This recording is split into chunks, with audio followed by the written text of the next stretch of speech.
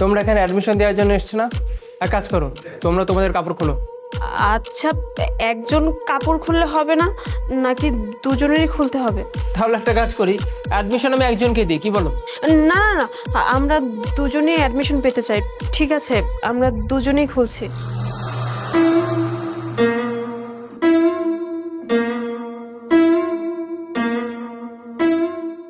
আরে বাহ!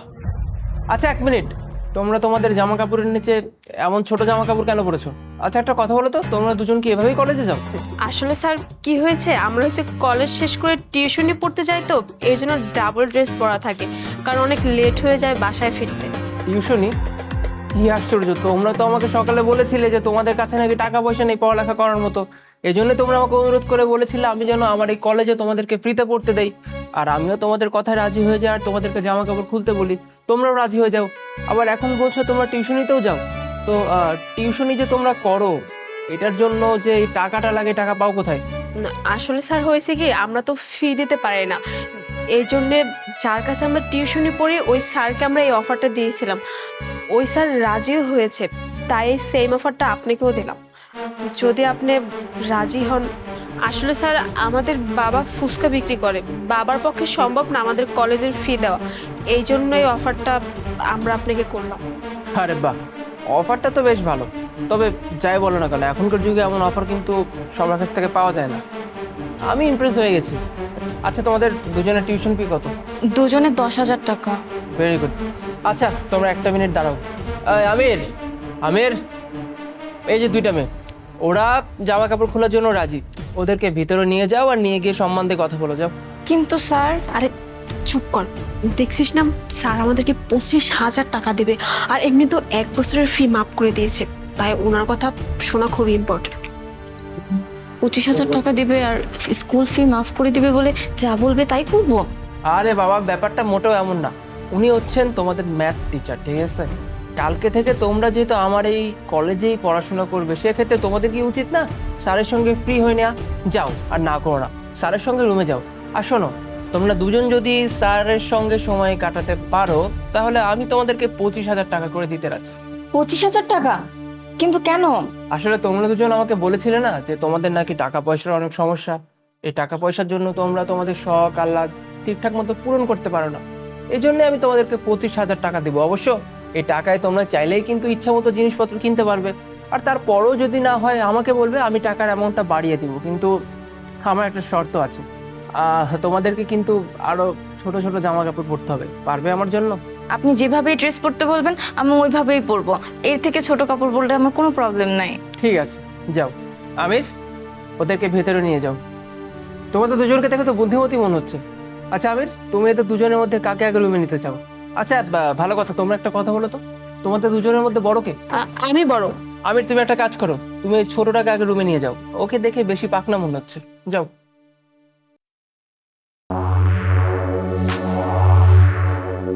তুমি দাঁড়িয়ে আছো কেন? বসো।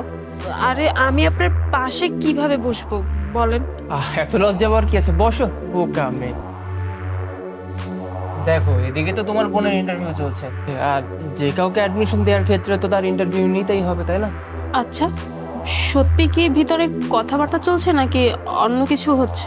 হ্যাঁ, কথাবার্তাই তো চলবে, মানে একটু ভালোভাবে কথাবার্তা বলা হচ্ছে। কারণ দেখো, আমরা তো চাইলে যে কাউকে অ্যাডমিশন দিতে পারি না। তাছাড়া অ্যাডমিশন দেওয়ার আগে তো যাকে আমরা অ্যাডমিশন দিচ্ছি তার ব্যাপারে কিছু ইনফরমেশন কালেক্ট করা দরকার পড়ে, তাই না? এগুলোই ভেতরে করা হচ্ছে। তবে আমি কখনো দেখিনি কেউ টিউশনিতে এত সুন্দর জামা, মানে জামার নিচে এত সুন্দর জামা পরে যায়। এটা তোমাদেরকেই প্রথম দেখলাম। আসলে স্যার আমরা তো গ্রামে থাকি, আর আমাদের কলেজ থেকে আমাদের বাড়িটা অনেক দূরে, আর কলেজ শেষে হয়েছে আমার টিউশনি আছে, এর জন্য হয়েছে একেবারে ক্লাস শেষ করে টিউশনি করায় বাসায় চলে যায়, এই জন্য ড্রেস পরেই থাকা লাগে, কারণ যেতে যেতে সেই সন্ধ্যা 7টা বেজে যায়। বাসায় যেতে যেতে 7-8টা বাজে? না, এটা তো চিন্তার বিষয়। তাছাড়া এমন সুন্দরী দুইটা মেয়ে, রাস্তায় যখন বের হও সন্ধ্যার দিকে, ছেলেপেলে কিছু বলে না? ডিস্টার্ব তো করতে পারে, সমস্যা হয় না? না। আচ্ছা, আপনি এরকম কেন বলছেন? আর আমরা তো ওই রাস্তা দিয়ে অনেক দিন যাবত যাতায়াত করি, কখনো তো কোনো প্রবলেম হয়নি, হঠাৎ আজকে আপনি এসব কথা বলছেন? আরে বাবা, আমিও তো অনেকদিন ধরে কত মানুষকেই পড়াচ্ছি, কিন্তু কখনো তো কাউকে দেখিনি ড্রেসের নিচে এভাবে সেক্সি ড্রেস পরে থাকে। আচ্ছা, আপনি এরকম ভাবে কেন কথা বলছেন? আচ্ছা, বাদ দাও, ওদিকে ভেতরে তো তোমার বান্ধবীর ইন্টারভিউ চলছে, তুমি একটা কাজ করো, তুমি আমাকে ইন্টারভিউটা দাও। জীবনে এমন সেক্সি মেয়ে অনেকদিন পরে দেখলাম। সে লাস্ট যে কবে এত সেক্সি মেয়ে দেখেছিলাম মনে নেই। আচ্ছা আমাকে একটা কথা বলো তো, তোমাদের ওই গণিত স্যারের কাছে জামা কাপড় খোলার কি দরকার? আমি আছি তো, আমার কাছে জামা কাপড় খুললেই তো পারো। আসলে আমি খুব ভালো করেই জানি যে এই কলেজটার অনেক নাম আছে আর কলেজটার লেখাপড়া অনেক ভালো। এই জন্য আমি একবার ট্রাই করে দেখলাম যে আপনার সামনে যদি এটা করতে পারি বা অফারটা আপনাকে দিয়ে দেখি, যদি আমি এই কলেজে চান্স পাই, এই জন্য আর কি। বাহ, খুব ভালো তো, মানে আমার সম্পর্কে ভালো মতো খোঁজখবর নিয়ে রেখেছো। তাহলে একটা কাজ করো, আজকে থেকে তোমাদের এই গণিত স্যারের কাছে আর টিউশনে নিতে যাওয়ার কোনো দরকার নেই। আজকে থেকে তোমরা আমার কাছে এসো আর আমার সামনে জামা কাপড় খুলো, কেমন? না না, এটা অসম্ভব, আমরা টিউশনই ছাড়তে পারবো না। কেন টিউশনি ছাড়তে পারবে না? কি সমস্যা? আসলে স্যার, প্রবলেমটা অন্য কোথাও। টিউশনি যেখানে করায় ওই স্যারের সামনে তো আমরা কাপড় খুলেছি, এখন যদি সেখানে না যাই তাহলে ওই স্যার অনেক ঝামেলা করবে। এইটাই হচ্ছে তোমাদের প্রবলেম, বুঝলে? তোমরা অল্পতে যে কাউকে বিশ্বাস করে ফেলো। এত ভয় কেন পাচ্ছ? আমি আছি তো, কোনো চিন্তা করো না, আমি তোমাদের ওই স্যারকে মানা করে দিব। তোমরা শুধু আমার সামনে জামা কাপড় খুলে আর আমাকে খুশি করো, তারপরে যা করার আমি নিজে থেকে করবো, তোমাদেরকে কিছু বলতে হবে না।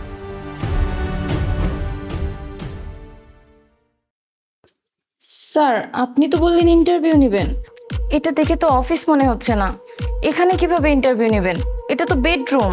আমার না একটা স্পেশালিটি আছে, আমি রুমের ভিতরে ইন্টারভিউ নিই। কেন, তোমার কি ইন্টারভিউ এখানে নিলে সমস্যা? না, আমার কোনো সমস্যা নেই, কিন্তু একটু অদ্ভুত লাগছে। আরে এখানে অদ্ভুতের কিছু নেই, আর যেখানে খুশি সেখানেই তো ইন্টারভিউ নেওয়া যায়। দেখো, ভুলে যেও না, 1,00,000 টাকা কিন্তু মাফ হয়ে যাচ্ছে, তাই না?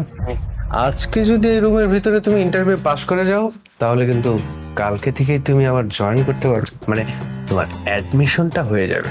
আচ্ছা স্যার, বলেন আমাকে কি করতে হবে? না, তেমন কিছুই করতে হবে না। আচ্ছা শোন, আমাদের কলেজে যারা পড়াশোনা করে না, এখান থেকে বের হওয়ার পরেই তারা ভালো কোম্পানিতে জব পায়। মাস গেলে ধরো তখন তো 1,00,000 টাকা স্যালারি হবেই, আর তখন কিন্তু তোমার লাইফটা অনেক শাইন হবে। আর তাছাড়া সবচেয়ে বড় কথা হচ্ছে, যখন তুমি আমার কলেজ থেকে পাশ করে বের হবে না, তখন আমি তোমাকে একটা ভালো জব ম্যানেজ করে দিব। ধরো মান্থলি তো 1,00,000 টাকা স্যালারি হবেই, তখন কিন্তু তোমার লাইফটা না চাইতে অনেক শাইন হয়ে যাবে। সো এখন ভেবে চিন্তে উত্তর দাও, কি করবে? স্যার, আপনি সত্যি বলছেন আপনি আমাকে জব দিবেন, তাও আবার 1,00,000 টাকার? আরে বাবা, 1,00,000 টাকা কি বড় বিষয় হলো নাকি? শুধুমাত্র তুমি আমার দিকে একটু ভালো নজর রাখলে হবে আর কি। মানে বুঝতেই তো পারছো আমি তোমাকে কি বলতে চাচ্ছি। সত্যি স্যার, আপনি আমাকে জব দিবেন? আপনি যদি আমাকে জব দেন তাহলে তো আর আমার কোনো সমস্যাই থাকবে না, আমার পরিবারের আর কোনো কষ্ট থাকবে না, আর আমার বাবাকে ফুচকাও বিক্রি করতে হবে না। আপনি জানেন স্যার, আমাদের গ্রামে এখন পর্যন্ত কেউ 1,00,000 টাকার বেতনের চাকরি করেনি। হ্যাঁ, সেটাই তো বলছি, মান্থলি 1,00,000 টাকা। একবার ভেবে দেখো, গ্রামের মানুষ যখন শুনবে 1,00,000 টাকা মাসে স্যালারি পাও তুমি, তখন তো তারা তোমার অনেক সুনাম করবে, তাই না? তোমার মান সম্মান অনেক বেড়ে যাবে। সো এত চিন্তা ভাবনা না করে আমি যা যা বলি কোনো দ্বিমত পোষণ করো না, সুন্দর মতো আমার হ্যাঁতে হ্যাঁ মিলিয়ে যাও, তাহলে সুন্দর মতো আমি তোমাকে অ্যাডমিশনটাও দিয়ে দেবো।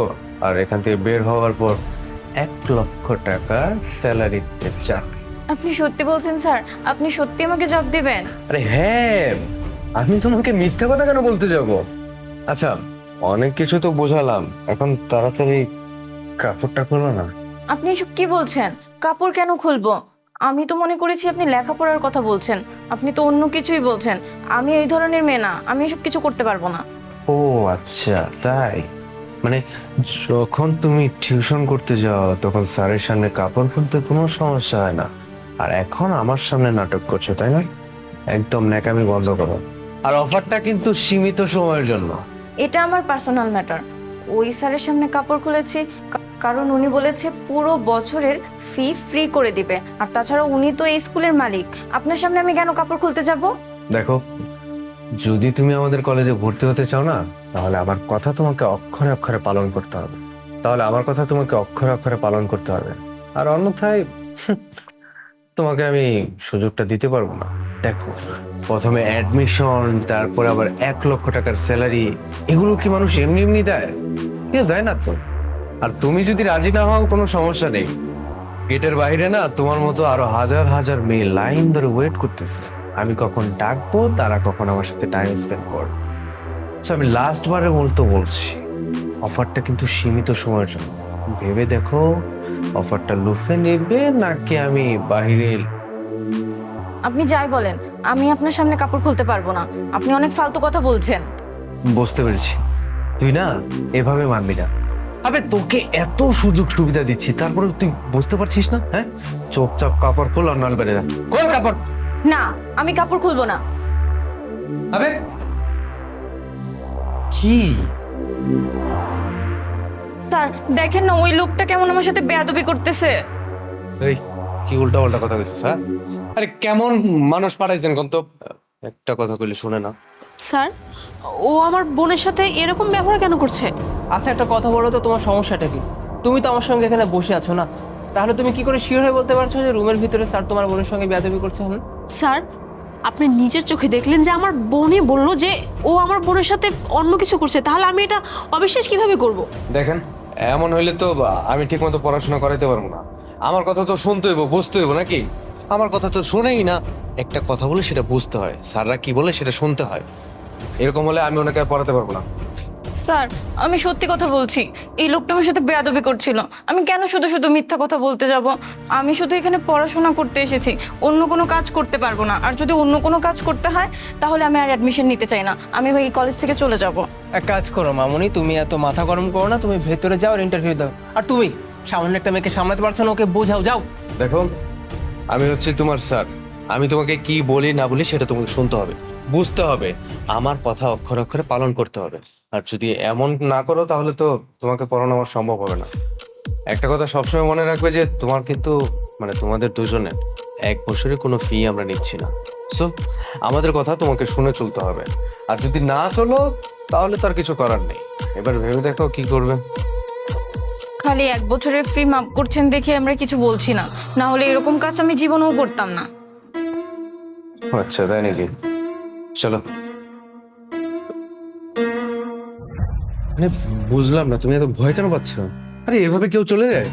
স্যার আপনি যেরকম মনে করছেন আমি আসলে ওরকম মেয়ে না। আমার ভুল হয়ে গেছে এখানে আসার। আমার কোনো ফিস মাফ করা লাগবে না, আপনি শুধু আমাকে যেতে দিন তাহলেই হবে। মানে তোমার কথার মানে হচ্ছে তুমি আমাদের কোনো কথাই শুনবে না, তুমি চলে যাবে, তুমি পড়াশোনা করবে না, তাই তো? আরে একটাবার ভেবে দেখেছো তোমার বাবা মা কত স্বপ্ন করে তোমাকে পড়াশোনা করাচ্ছে? হ্যাঁ, আর তুমি সেই স্বপ্নকে এইভাবে পায়ে ছুঁড়ে ফেলবে? তোমার বাবা অনেক গরিব মানুষ, তারপরও তোমাকে এতদিন ধরে কষ্ট করে পড়াশোনা করাচ্ছে, আর তুমি কি না তার স্বপ্ন এক নিমিষে শেষ করে দিবে? আর একটাবার ভেবেছো তোমার বাবা যদি কখনো জানতে পারে তুমি পড়াশোনা করবে না, তখন সে কতটা কষ্ট পাবে এখানে? তুমি কি করে বুঝবে? দেখো, আমাদের মতো একটা ভালো কলেজে যদি তুমি পড়াশোনা করতে পারো, তারপরে এখান থেকে বের হওয়ার পরে তো 1 লক্ষ টাকা স্যালারি পাবেই, তাহলে তো তোমার আর কোনো দুঃখ কষ্ট কিছু থাকবে না। তখন তো শুধু লাইফে সুখ আর সুখ। এই সুখ কিন্তু আর কোথাও পাবে না। এই অফারটাও তোমাদের আর কেউ দিবে না। তো এখন অফারটা পাচ্ছ, লুটে পুটে নাও, নাহলে কিন্তু ভবিষ্যতে পস্তাতে হবে। আচ্ছা ঠিক আছে স্যার, আপনি যা বলবেন আমি তাই করব। That's like a good girl. আচ্ছা, সময় নষ্ট না করে তাড়াতাড়ি কাপড়টা খুলে ফেলো। না না থাক, মানে তুমি তো আমাদের কলেজে ভর্তি হবে তাই না? তখন তো আমি যখন খুশি তোমার কাপড় খুলতেই পারবো। আচ্ছা চলো বাইরে যাই, আবার তোমার বোনের ইন্টারভিউটা নিতে হবে। Let's go.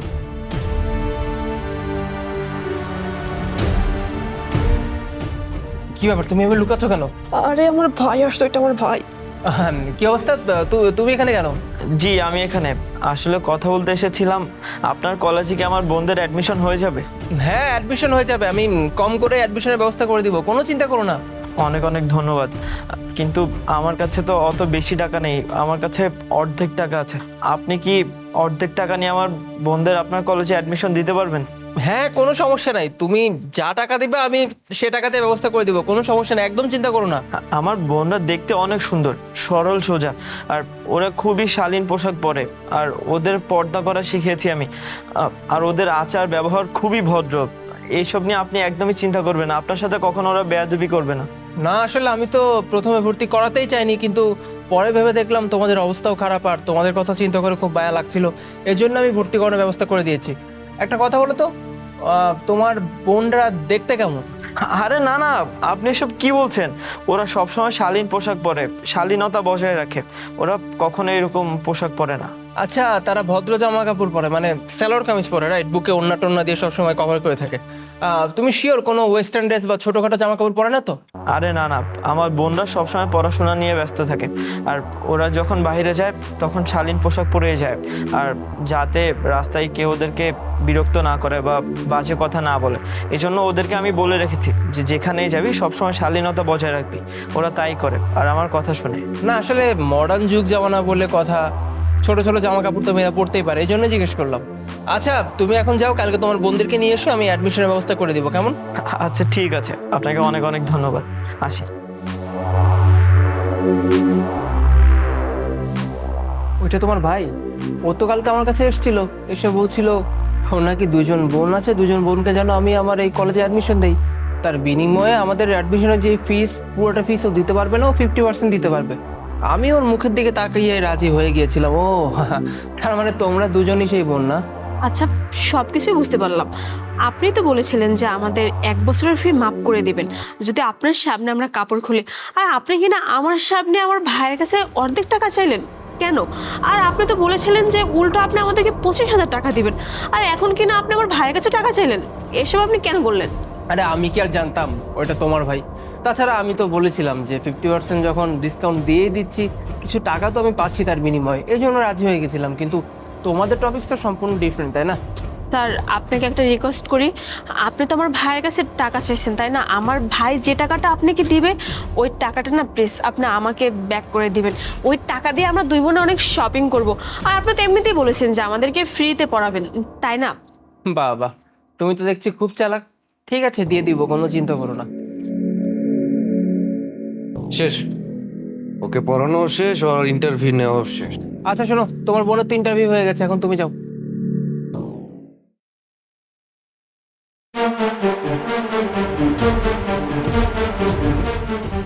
শোনো, আমি সোজা সাপটা বলি, তোমাদের দুজনকে আমার খুব ভালো লেগেছে, মানে মনে ধরে গেছে। আচ্ছা, তোমার কি আবার কোনো বয়ফ্রেন্ড আছে? না, আমার কোনো বয়ফ্রেন্ড নাই। ও আচ্ছা, না মানে এমনি জিজ্ঞাসা করছিলাম। সত্যি কথা বলতে না, তোমাকে আমার অনেক মনে ধরেছে, মানে প্রথম দেখায় পুরো মাথা নষ্ট করে দিয়েছো।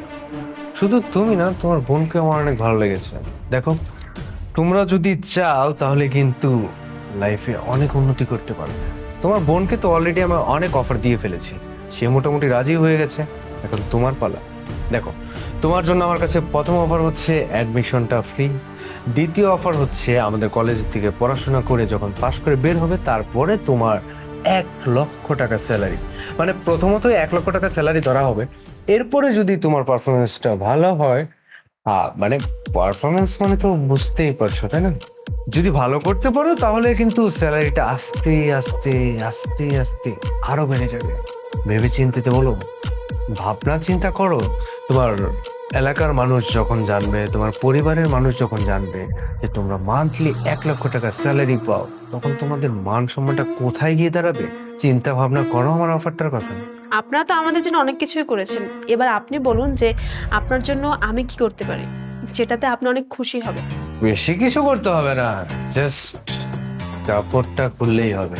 ওই যে যেরকম তোমরা ওই টিউশনি করতে যে খুলেছিলে স্যারের সামনে, ঠিক সেরকমটাই হলো।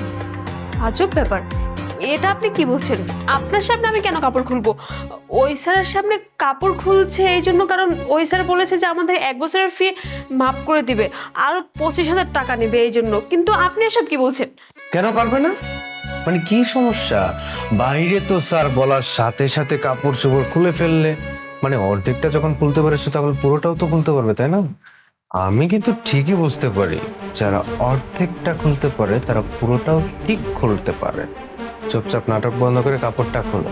দেখো, তোমাদেরকে এত বোঝাচ্ছি তারপর কি বুঝতে পারছো না? আর তোমার বোন কিন্তু অলরেডি মোটামুটি রাজি হয়ে গেছে। এখন তোমার পালা। যখন দেখবে যে তোমার সামনে তোমার বোন কোটিপতি হয়ে যাচ্ছে, তখন কিন্তু সেটা মেনে নিতে পারবে না। এইখানটায় না খুব ব্যথা লাগে। তাই বলছি যে তোমার বোন অফার লুটে নেওয়ার আগে তুমিও অফারে রাজি হয়ে যাও, মানে দুজন মিলে কোটিপতি হও, বাবা মার নাম রোশন করো। প্লিজ মা, চাকরি পাবে, আর কি চাও? যদি চাও তাহলে আরো কোনো অফার দেই, কোনো সমস্যা নেই, কিন্তু বিনিময়ে তো আমাকে খুশি করতে হবে, তাই না? আমি যদি নারাজ হয়ে যাই তাহলে তো আর হবে না। তোমার বোনকেও বলেছি, তোমরা যদি রাজি না হও তাহলে কোনো সমস্যা নেই। বাহিরে তোমাদের মতো অনেক মেয়ে আছে যারা আমার সাথে শোয়ার জন্য এক কথায় লাগবে, আর তুমি সামান্য কাপড় খুলতে নাটক করছো। দেখো, এত নাটক না করো না, নাটক বন্ধ করে কাপড় খোলো। স্যার, আমাদেরকে বলা হয়েছিল যে একবার কাপড় খুলতে হবে, আর আমরা সেটাই করেছি। আর এখন কিনা আপনি বলছেন বারবার কাপড় খুলতে হবে? দেখুন স্যার, আমি কিন্তু এসব করতে পারবো না। আচ্ছা ঠিক আছে, তাহলে আর কি, অফারটা দিচ্ছিলাম, তুমি পায়ের লক্ষ্মীকে মাটিতে ফেলে দিলে, কোনো সমস্যা নেই, যাও বাসায় চলে যাও। কিন্তু পরে কিন্তু আমাকে বলতে পারবেন না, স্যার আপনারা অ্যাডমিশন দিবেন বলেছিলেন, দিলেন না, আমাদের কেরিয়ার শেষ হয়ে গেল, আমরা এখন পড়াশোনা করতে পারছি না, এগুলো কিন্তু বলা চলবে না। আমি তোমাকে একটা অফার দিচ্ছিলাম, তুমি সেটাকে না করে দিলে।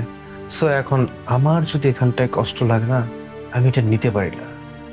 এখন তুমি বাসায় চলে যাবে, তোমার বাবা মাকে কিভাবে মুখ দেখাবে বলো? তোমার বাবা এত গরিব মানুষ, এত কষ্ট করে এত দূর পর্যন্ত পড়াশোনা করেছে, আর এখন তুমি সামান্য এই কাপড় খোলার বিনিময়ে যদি এত দূর যেতে পারতে, সামান্য কাপড় খোলার জন্য আজকে যদি এখানেই থেমে যাও, তাহলে তোমার লাইফটা এখানেই শেষ। এরকমটা করো না, ডিসিশনটা ভেবে চিনতে নাও। জীবনের সুযোগ কিন্তু একবার আসে, বারবার না। ঠিক আছে স্যার, আমি তৈরি আছি। আপনি যা বলবেন আমি তাই করব। বলুন কি করতে হবে? আমি জানতাম তুমি রাজি হবে। আচ্ছা তাহলে কাপড় খোলো। ঠিক আছে।